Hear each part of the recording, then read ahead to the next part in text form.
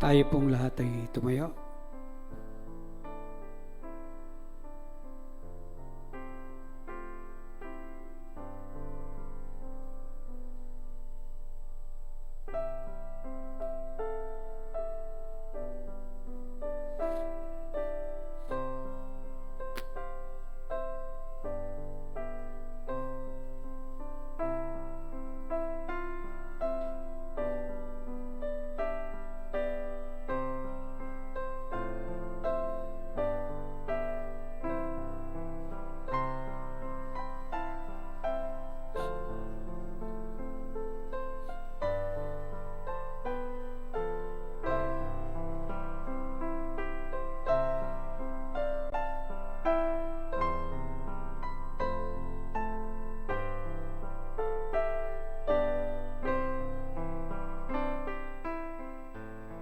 Sabi po sa mga awit 34, 1-3, sa lahat ng pagkakataon, si Yahweh ay aking pupurihin. Pagpupuri ko sa Kanya'y hindi ko papatigilin. Aking pupurihin Kanyang mga gawa. Kayong naaapi, makinig, matuwa. Ang kadakilaan niya ay ihayag at ang ngalan niya ay purihin ng lahat. Tayo po ay manalangin.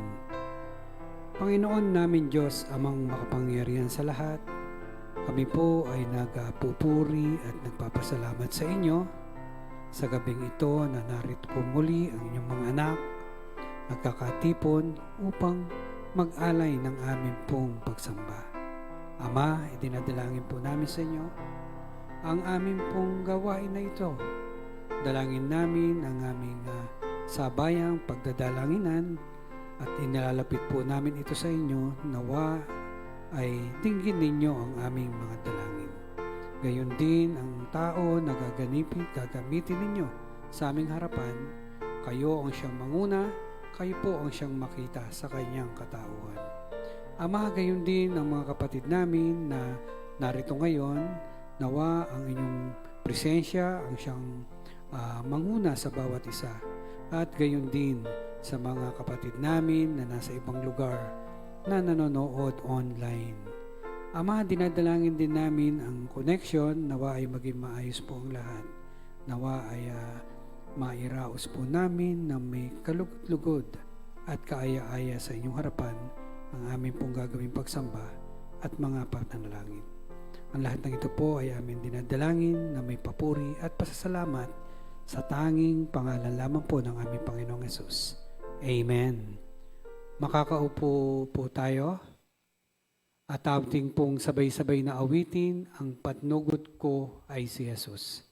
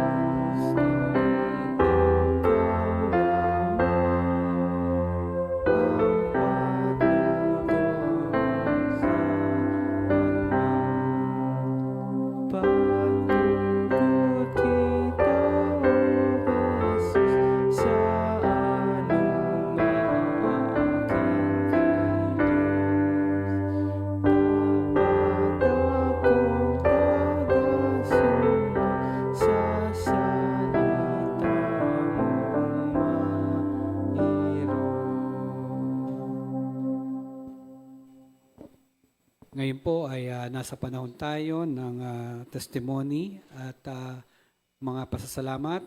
Tinatawagan po ang kapatid na Semper Bana.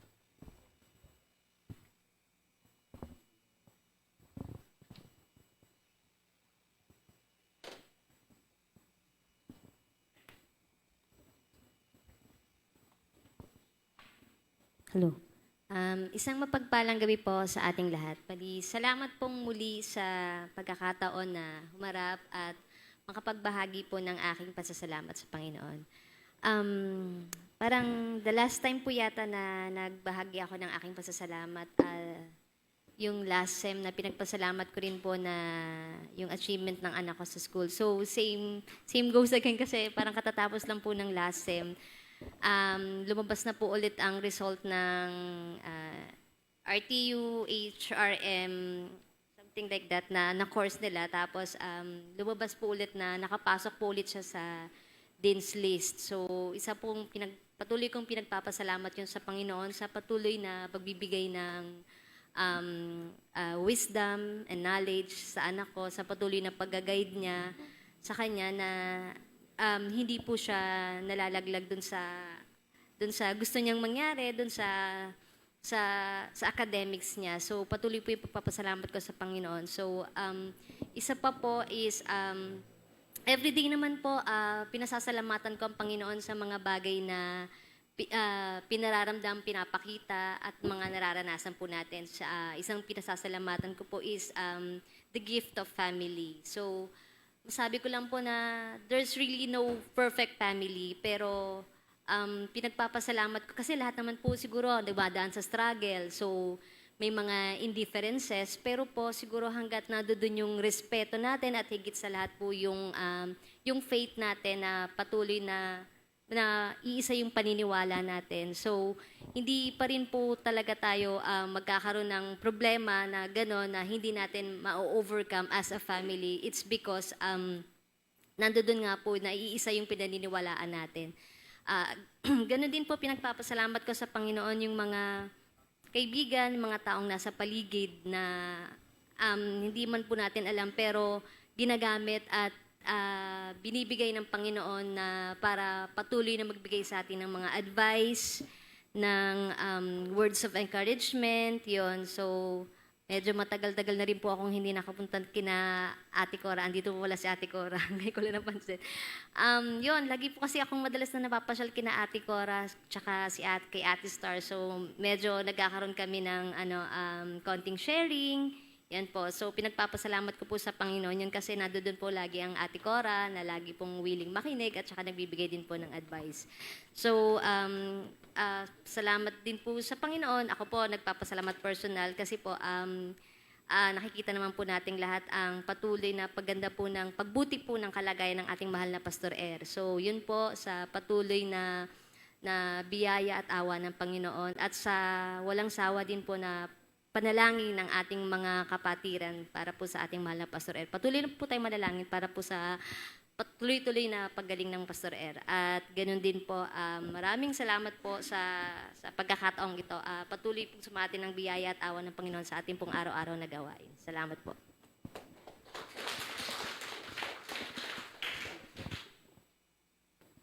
Ayan, tayo pong lahat ay tumayo. Yan, isang mapagpalang gabi po sa ating lahat. Batiin niyo naman po yung mga katabi niyo. Good evening. Kamusta po kayong lahat? Ayan. Amen po, no? Tayo pong lahat ay sabay-sabay na umawit at magpuri sa ating Panginoon. Ating awitin na awit sa sayaw. Tayong lahat ay pumalakpak at umawit sa ating Diyos na buhay.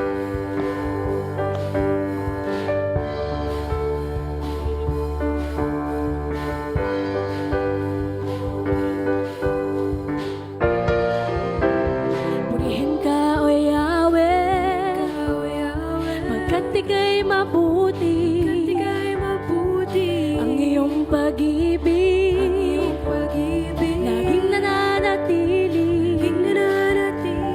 Purihin ka, O Yahweh,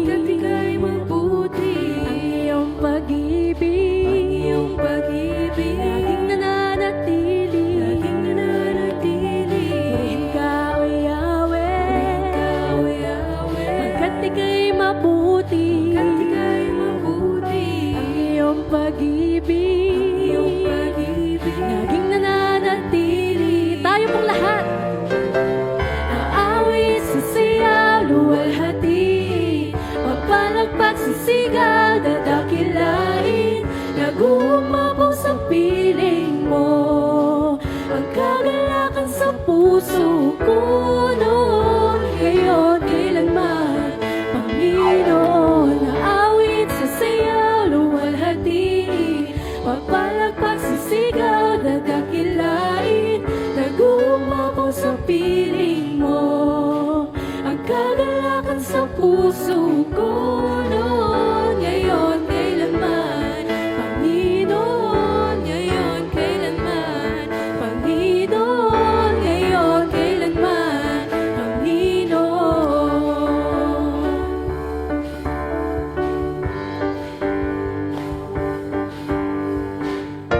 Palakpakan po natin ang ating Panginoon. Ayan, tayo pong lahat ay patuloy na umawit at magpuri sa ating Diyos. Dahil ang Diyos ay tunay na tapat at dakila sa ating mga buhay. Anumang panahon, anumang pagkakataon, siya ay laging nandyan para sa ating lahat. Kaya karapat-dapat lamang na papurihan natin ang ating Diyos na buhay.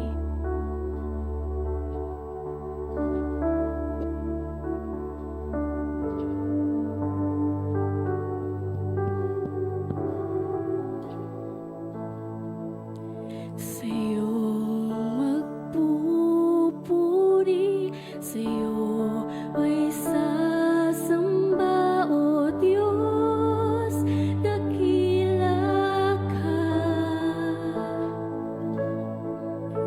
Sa'yo ay aawit, sa'yo ay sasayaw, pagkat mahal kita.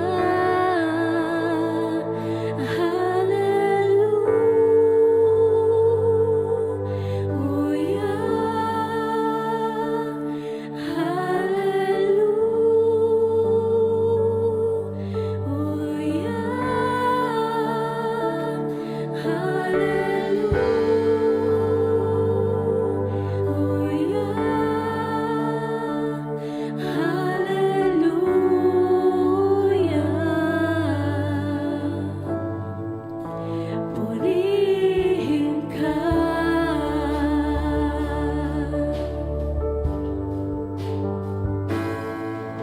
Sa'yo magpupuri, sa'yo ay sasamba, O Diyos, dakila ka. Sa'yo ay aawit, sa'yo ay sasayaw, pagkat mahal kita.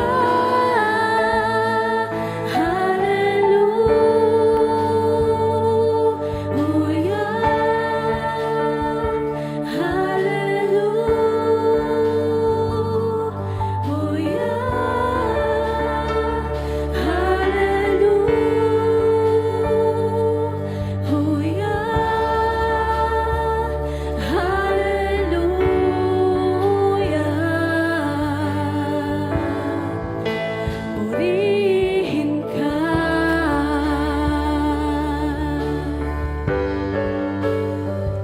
Hallelujah,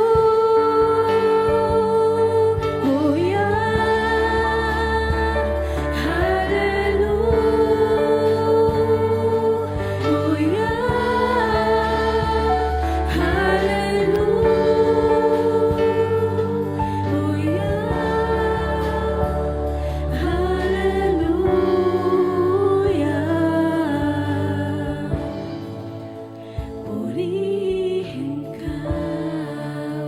Sa huli pong pagkakataon, tayo pong lahat. Hallelujah.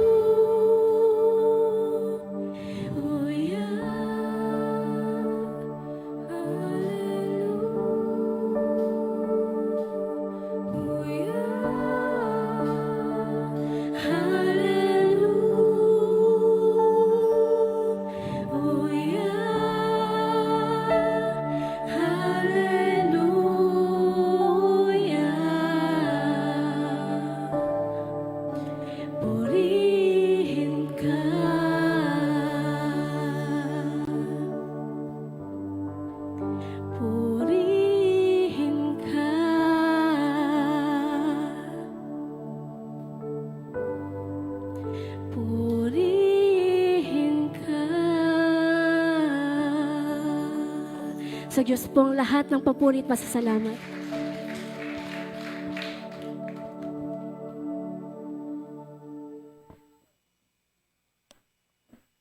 Ngayon po ay handa po natin ang ating mga puso at isipan para po sa pakikinig ng mensahe na ibibigay po sa atin ng ating mahal na predikador, John Pagsisian.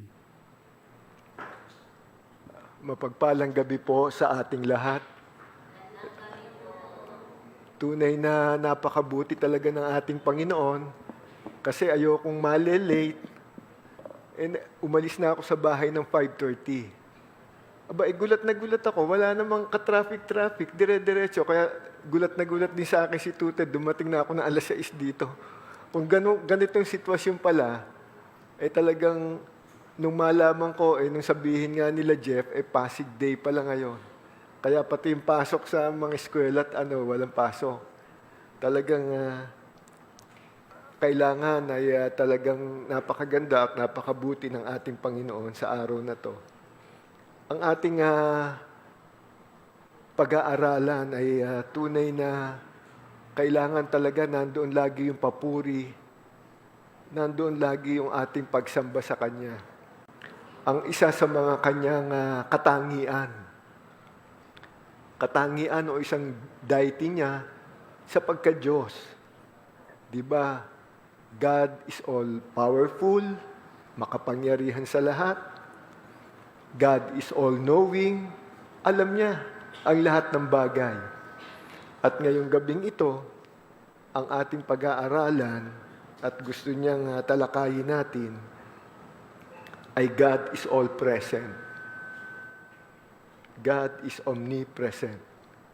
Tayo po ay tumayo at ating pong babasahin ang ating paksang palatuunan ngayong pong gabing ito na matatagpuan natin sa Hebrews 4:13. Sabi po dito sa Hebrews 4:13, napakaganda po nito. Nothing in all creation is hidden from God. Everything is naked and exposed before His eyes. And He is the one to whom we are accountable. Pagpalain nawa ng Panginoon ang pagkabasa ng Kanyang mga salita. Tayo po ay makakaupo na. Kaya nandoon po yung patuloy na ating papuri, pananalangin, pagsamba sa ating Panginoon. Sapagkat siya po ay nasa lahat ng lugar at dako. At ang palatuunan po rin natin at iisa-isahin natin, ilang verses lang po ito. Ito po yung sa Psalm o awit, mga awit, 139, 7-12. Psalm 139, 7-12. Ang sabi po dito ni Haring David, the all-present God is in with me. Ang banal na presensya ng ating Panginoon ay laging nasa akin at sa bawat isa sa atin.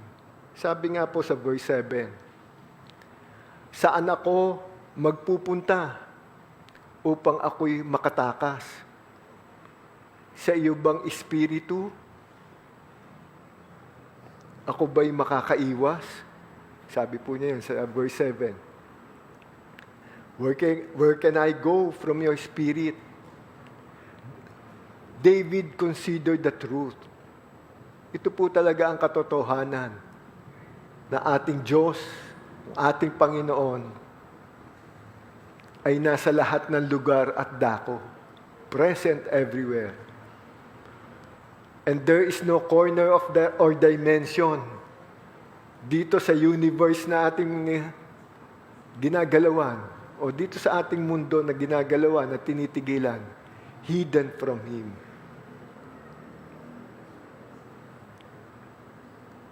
Sabi nga po dito,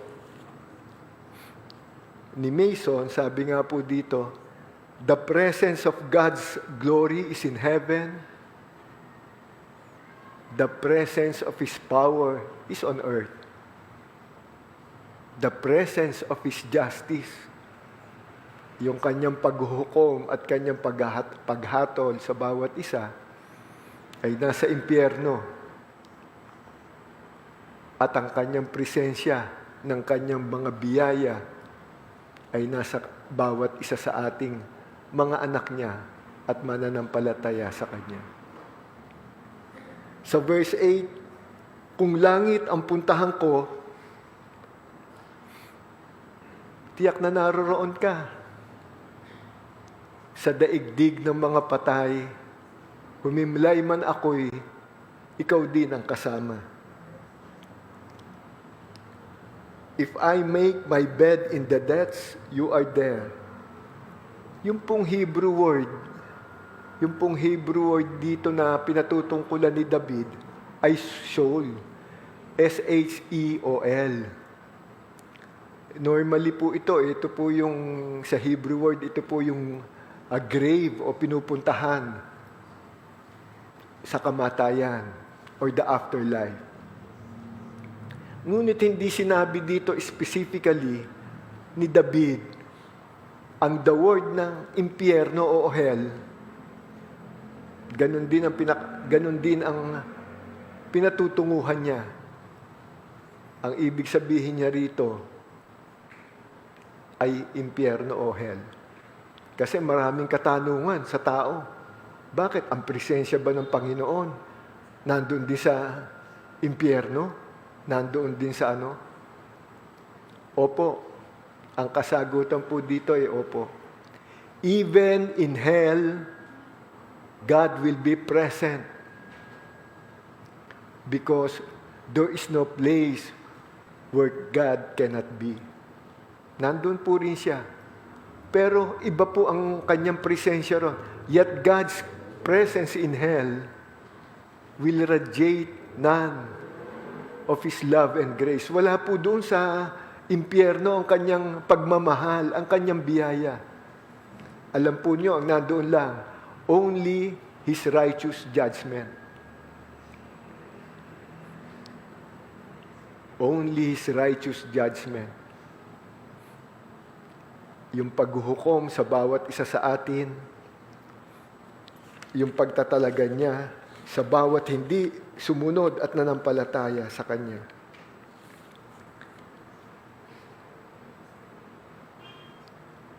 At alam ng bawat isa sa atin ang lahat ng mga bagay na ito.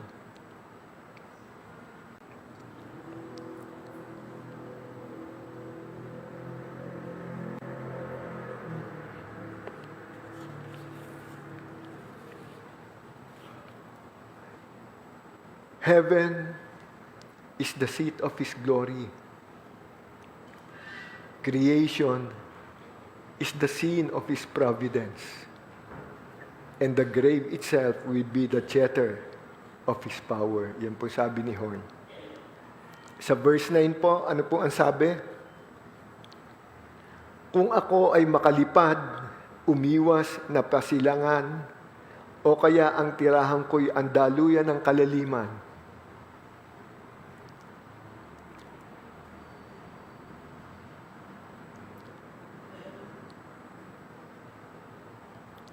ang daluyan ng kung ako ay makalipad, umiwas na pasilangan, o kaya ang tirahan ko'y ang duluhan ng kanluran. Ang ibig sabihin po dito, yung wings of the morning. This may well refer to the spread and speed of light. Nakikita natin yung di ba, bukang liwayway, yung sunrise. Pag ng araw na ganyan, yung sunrise, napakaganda po. Kasi makikita natin yung bilis ng takbo ng ilaw. Yung radiate ng ilaw, yung liwanag. Ang bilis. And the speed of light as it fills the morning sky from the east to the west. Pero mapapansin natin, light itself cannot outrun God's presence and knowledge. Light, sabi nga po dito ni Spurgeon, light flies with inconceivable rapidity, and it flashes far afield beyond all human ken. It illuminates the great and wide sea lalong-lalo na po yung ilaw, yung liwanag na nanggagaling sa araw o sa buwan, and sets its waves gleaming afar. But its speed would utterly fail, if employed in flying from the Lord.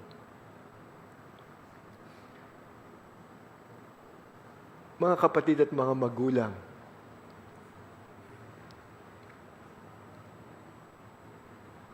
nakakataba ng puso at nandoon lagi ang ating papuri at pasasalamat sa Panginoon. Sapagkat sa lahat ng bahagi ng ating buhay, lagi nating siyang kasama at kapiling.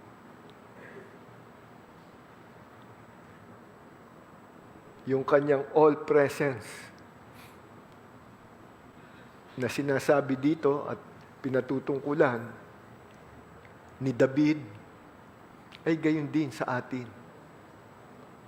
Natutulog man tayo, nakikipag-usap man tayo, nandito tayo sa ating templo, kasama natin ang ating Panginoon. Lahat ng lugar na to, alam niya at nakikita niya tayo. At kasama natin siya. Sabi nga po sa verse 10, tiyak ikaw ay naroon upang ako'y pangunahan. Matatagpo kita roon upang ako'y tulungan. Even there your hand shall lead me. David was so assured of the constant presence of God's hand of love and care that not even death could separate us or could separate him from God's love. Napakaganda po nito kasi ito po yung pinangahawakan ng bawat isa sa ating mananampalataya. Sabi nga po, dito, basahin natin, napakaganda po nitong verse na to sa Romans 8:38 to 39. Sapagkat natitiyak kong walang makapaghihiwalay sa atin sa kanyang pag-ibig. Kahit ang kamatayan o ang buhay, ang mga anghel o mga pamunuan at mga kapangyarihan, ang kasalukuyan o ang hinaharap, ang kataasan o kalaliman, o alinmang nilalang ay hindi makapaghihiwalay sa atin sa pag-ibig ng Diyos na ipinagkaloob sa atin sa pamamagitan ni Kristo Jesus na ating Panginoon. Magmula nung ating siyang tanggapin bilang Panginoon natin na tagapagligtas ng ating buhay,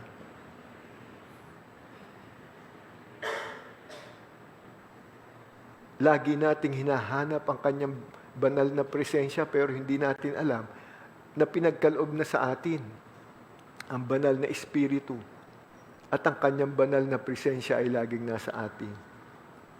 Hawak-hawak na po ng kanyang mapagpalang kamay ang ating buhay. Higit sa lahat, hindi na tayo dapat mag-worry kasi pati kinabukasan niya, kinabukasan natin, hawak-hawak na rin niya sa kanyang mapagpalang kamay at higit sa lahat, ang ating kaligtasan. Wala pong makapaghihiwalay sa atin sa kanyang pag-ibig.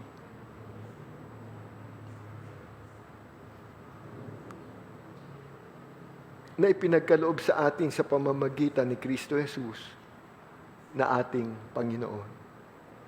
At sabi nga po, matatapos na po tayo, verse 11 na po ito, hanggang 12 lang po ito. Kung ang aking pagtaguan ay ang dilim na pusikit,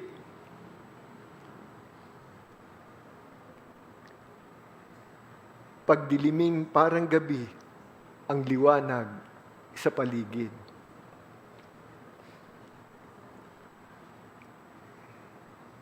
Maging itong kadiliman sa iyo ay hindi dilim, at sa iyo yaong gabi parang araw na maningning. Madilim at maliwanag, sa iyo ay pareho din. Even the night shall be light about me. God's presence with David at sa bawat isa sa atin was like a constant light in darkness. Sabi nga po dito, sa kadiliman, maaring i-conceal ng isang tao ang kanyang mga nagawang pagkakamali sa kanyang kapwa-tao. Kadalasan ito po ang nangyayari. Akala ng tao, ligtas na siya. Nasa kadiliman siya, walang nakakakita sa kanya, hindi naman siya nakikita ni pastor, hindi naman siya nakikita ng mga miyembro ng church, okay lang. Magagawa ko itong mga bagay na ito. Wala namang nakakakita sa atin. Doon po tayo nagkakamali. Sapagkat ang banal na presensya ng Panginoon, all-present nature ng Panginoon, miski nga sa dilim, ay liwanag para sa Kanya at nakikita niya lahat ang ating ginagawa. Darkness may indeed conceal us and our deeds from the sight of man, but the divine presence, like that of the sun, turns night into day and makes all things manifest before God. Lahat po ito hayag sa Kanya. Lahat po ito nalalaman niya. Natutulog tayo ng mahimbing, nandoon siya, nakabantay siya sa atin. Alam niya. Paggising natin, binibigyan tayo ng buhay at kalakasan muli sa ating paggising sa umaga. Napakabuti po talaga ng ating Panginoon. Tunay na ang papuri, ang pagsambat pa sa salamat, ang lagi nating gagawin sa Kanyang pangalan. At saka huli-hulihan po, ay babasahin ko po muli ang ating paksang talata. Ito po naman ay sa Tagalog, sa Hebrews 4:13. Walang nilalang na makapagtatago sa Diyos. Ang lahat ay hayag at lantad sa Kanyang paningin. At sa Kanya tayo magsusulit ng ating mga sarili. Tayo po ay tumayo at tayo po ay manalangin. Diyos amang makapangyarihan sa lahat, maraming pong salamat, patuloy ka naming pinupuri at pinasasalamatan. Sapagkat ang banal na presensya mo ay nasa bawat isa sa amin lagi. Maraming pong salamat, Panginoon, sapagkat alam namin na sa lahat ng aming pinupuntahan, sa lahat ng aming buhay dito sa sandibutang ito, Ikaw ang lagi naming kasama at kapiling. At lagi kang nakamasid sa bawat isa sa amin. Maraming pong salamat, Panginoon, at turuan mo po lagi kaming maging conscious sa lahat ng sa aming pamumuhay, na lagi kang nakatingin sa amin. Lagi mo kaming pinagmamasdan, lagi mo kaming iniingatan, tinutulungan. Binibigyan mo po ng kagalingan ang aming mga karamdaman. Tinutugon mo po, Panginoon, ang aming mga panalangin sa iyo, ang pagdulog namin sa iyo. In your perfect time.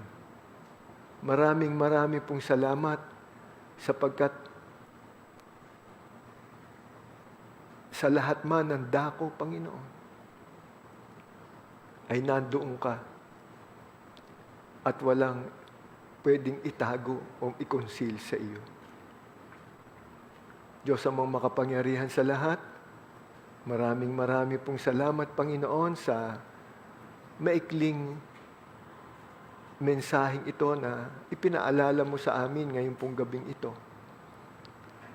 Wala kaming dapat i-worry, Wala kaming dapat ipag-alala. Kundi kasi ikaw lagi ang aming kapiling at kasama. Makapangyarihan sa lahat. Kayo po ang nakakaalam ng lahat ng bagay. At ang banal na presensya niyo po ay nasa lahat ng lugar at dako. Marami pong salamat, Panginoon, sa pakikinig at pagtugon niyo po sa aming mga panalangin sa pangalan ni Jesus. Amen. Maraming salamat po, Predicador June, sa mabiyayang mensahe.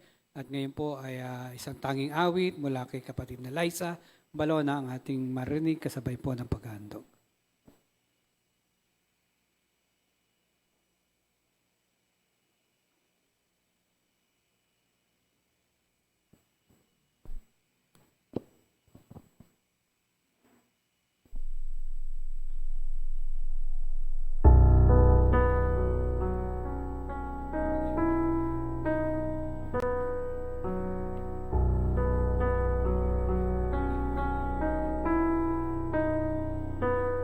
In the darkness we were waiting, without hope, without light. Till from heaven you came running, there was mercy in your eyes. To fulfill the law and prophets, to a virgin came the word. From a throne of endless glory, to a cradle in the dirt.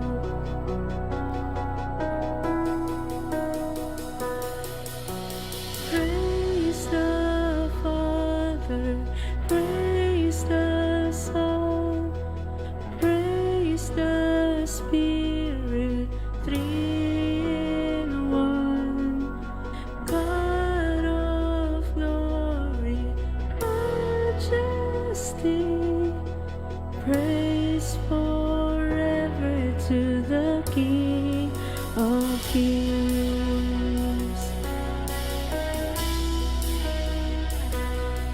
To reveal the kingdom come and to reconcile the lost, to redeem the whole creation.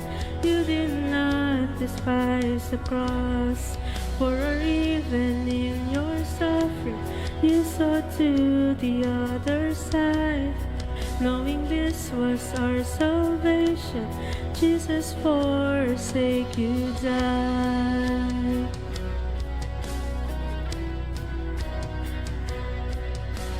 Praise the Father, praise the Son, praise the Spirit, three in one. God of glory, majesty, praise forever to the King of Kings. The morning that you rose, all of heaven held its breath, till that stone was moved for good, for the Lamb had conquered death. And the church through tombs, and the angels stood in awe, for the souls who have fought to the Father are restored. And the church of Christ was born, then the Spirit lit the flame. Now this gospel truth of all shall not kneel, shall not flame. By His blood and in His name, in His freedom I am free. For the love of Jesus Christ, who has resurrected me.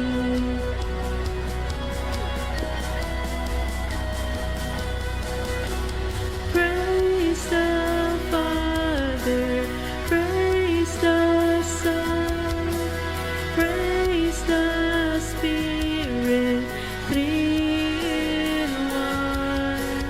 God of glory, majesty, praise forever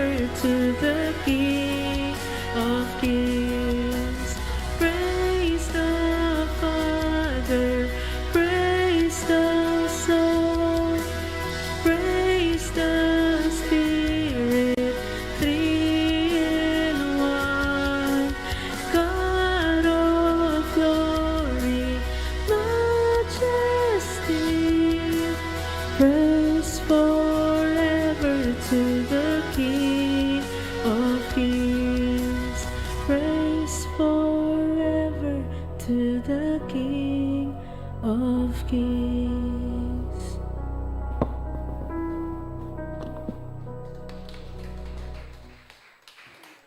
Maraming salamat, kapatid na Liza. At ngayon po ay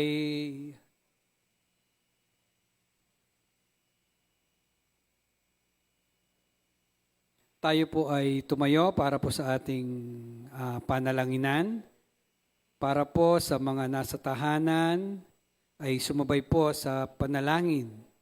Ang mga ipapanalangin po ay makikita natin sa ating screen, sa live streaming. Para po sa prayer group 1, panalangin para sa mga may karamdaman, ito po ay para po sa mga kababaihan. At ngayon naman po sa group 2, panalangin para sa mga gawain at paggawain ng Tipas Unity Church para po sa mga kabataan na lalaki. At para naman po sa prayer group 3, panalanginan sa mga miyembro ng ating iglesia, ipanalangin po ang ating ding mga kapatiran sa ating pong iglesia, mga family rin po. Ito po ay para po sa mga kabataan, sa mga babae. At gayon naman po sa prayer group 4, panalangin para sa mga namumuno ng ating iglesia, bansa, at para po sa buong mundo. Ito po ay para po sa mga kalalakihan. Gayon din po ang ating pong predikador. Sige po, tayo po ay magsama-sama na, maggrupo-grupo para po sa ating sabayang panalangin.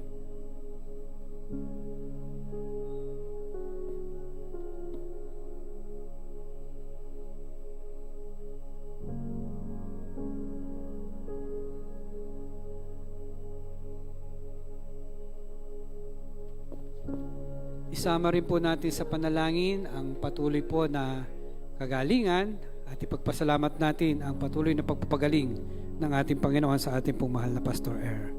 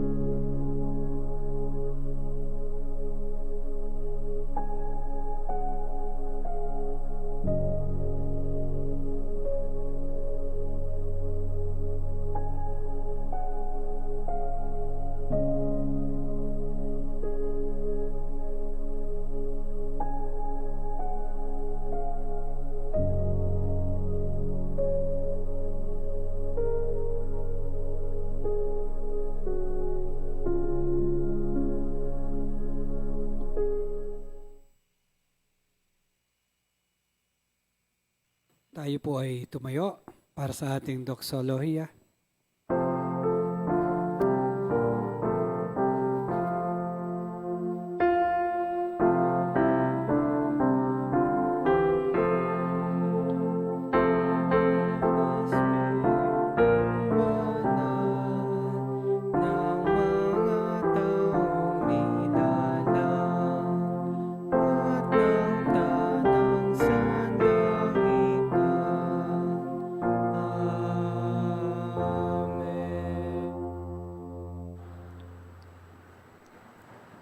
Diyos amang makapangyarihan sa lahat, maraming pong salamat, Panginoon.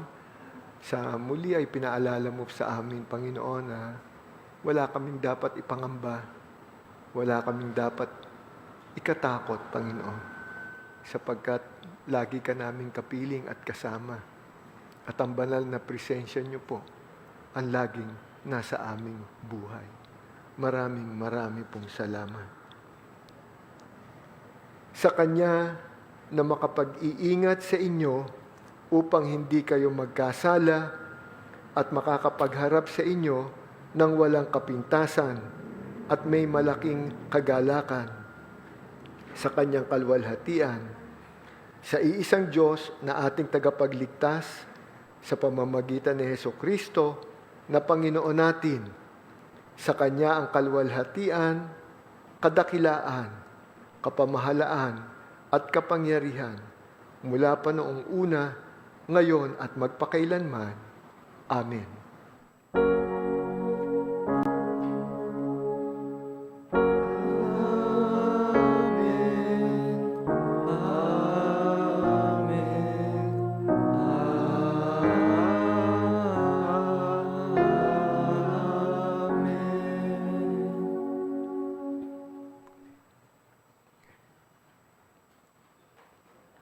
Magandang gabi po. Natatapos po ating pananaman. Inaanyayahan po sa harapan para po sa ating picture taking.